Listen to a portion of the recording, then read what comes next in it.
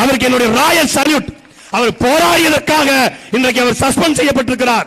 நீங்கள் எழுதி வைத்துக் கொள்ளுங்கள், 2 ஆண்டுகள் அவர் பணி நீக்கம் செய்யப்பட்டாலும் நாம் தமிழர் கட்சியின் ஆட்சியில் வருகிற பொழுது தமிழ்நாடு சிறைத்துறை கண்காணிப்பாளராக அவர் மாற்றப்படுவார். அவரை பாண்டி அதிகாரம் நாங்க தேடிக்கிட்டு இருக்கோம். எங்களுக்கு நல்ல அதிகாரி எப்படி தேர்ந்தெடுக்கிறது? எவெல்லாம் திமுக ஆட்சி எதிர்த்து சஸ்பெண்ட் ஆகிறாரோ அவெல்லாம் நல்ல அதிகாரி.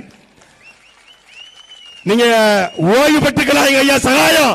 சீமான் அண்ணன் ஆட்சிக்கு வந்தால் அவர் தலைமைச் செயலராக வருவது கூட வாய்ப்பு இருக்கிறது. இறையன்ப ஓய்வு பெற்றுக்கலாம், ஐயா சைலேந்திர பாபு ஓய்வு பெற்றுக்கலாம்.